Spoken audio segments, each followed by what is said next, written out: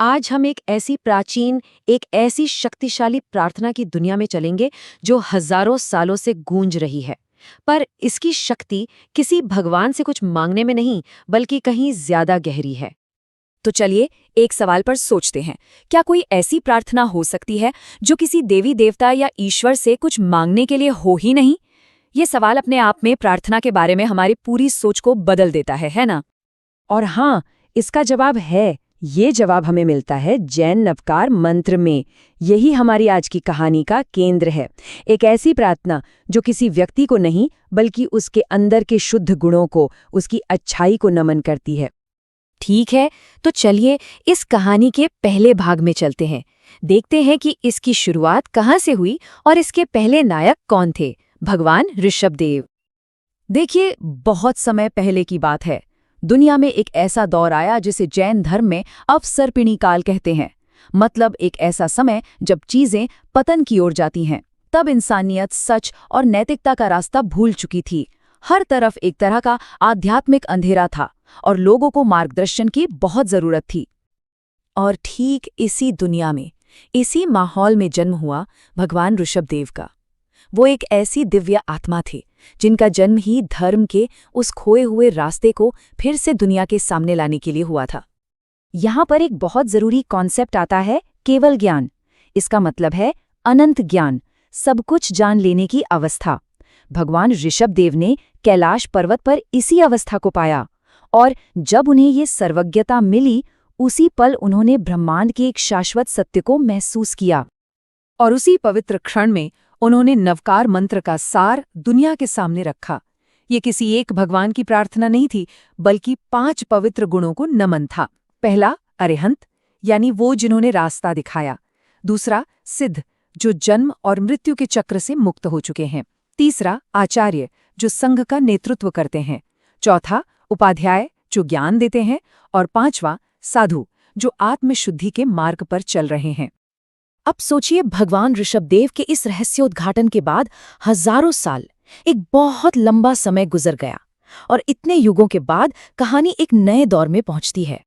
तो अब कहानी में आते हैं हमारे दूसरे नायक, भगवान महावीर, और देखते हैं कि उन्होंने इस नए युग में मंत्र की शक्ति को कैसे फिर से स्थापित किया। हजारों साल बाद समाज में फिर से एक आध्यात्मिक उलझन का माहौल था। लोग सही गलत को लेकर भ्रमित थे, और ठीक इसी समय 24वें तीर्थंकर भगवान महावीर का उदय हुआ। उनका लक्ष्य उसी शाश्वत सत्य को फिर से मजबूती से स्थापित करना था। भगवान महावीर ने नवकार मंत्र के महत्व को समझाने के लिए एक बहुत ही शक्तिशाली बात कही। उन्होंने कहा कि बाकी सभी मंत्रों को जो शक्ति मिलती है, वो षणोकार मंत्र से ही मिलती है। उन्होंने इसे जैन धर्म की सबसे पहली और सबसे पवित्र प्रार्थना के तौर पर फिर से स्थापित किया। और हाँ, भगवान महावीर ने इसके अर्थ को और भी गहरा किया। उन्होंने सिखाया कि ये मंत्र किसी एक व्यक्ति के लिए नहीं है, बल्कि उन महान गुणों के लिए है जो कोई भी आत्मा हासिल कर सकती है। इसका जाप करने से आत्मा शुद्ध होती है, कर्मों का बंधन कम होता है, और ये सभी जैन अनुयायियों को एक ही सार्वभौमिक सत्य के धागे में पिरोता है। तो ये तो हुई इतिहास की बात। अब चलिए ये देखते हैं कि ये ऐतिहासिक रहस्योद्घाटन आज के समय में इस मंत्र के महत्व से कैसे जुड़ा हुआ है। तो इस तरह दोनों तीर्थंकरों की भूमिका एकदम साफ हो जाती है। भगवान ऋषभदेव ने मंत्र को दुनिया के सामने पहली बार प्रकट किया, और फिर भगवान महावीर ने इसकी शक्ति की फिर से पुष्टि की और इसे आध्यात्मिक जीवन का केंद्र बना दिया। मतलब दोनों ने मिलकर एक ही शाश्वत सत्य को आगे बढ़ाया। और यही बात इस पूरी कहानी का सार है कि नवकार मंत्र का आविष्कार नहीं हुआ था, इसे किसी ने बनाया नहीं। इसे एक शाश्वत सत्य की तरह देखा जाता है, जिसे समय समय पर प्रबुद्ध आत्माओं ने बस खोजा, या यूं कहे कि दुनिया के सामने प्रकट किया।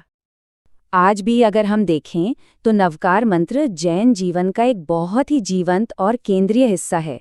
ये वो पहली प्रार्थना है जो हर जैन बच्चे को सिखाई जाती है। मंदिरों में यही मुख्य मंत्र है, और यही वो आध्यात्मिक धागा है जो सभी जैन संप्रदायों को एक साथ जोड़ता है।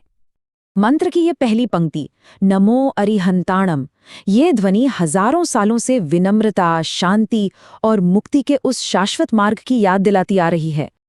और आखिर में हम आपको इसी गहरे चिंतनशील सवाल के साथ छोड़ते हैं। एक ऐसी दुनिया में जो रूपों और व्यक्तियों पर इतना ज्यादा ध्यान देती है, वहाँ निराकार गुणों का यानी बिना किसी रूप वाली अच्छाई का सम्मान करने का असल में क्या मतलब है? यही तो नवकार मंत्र का गहरा दार्शनिक संदेश है।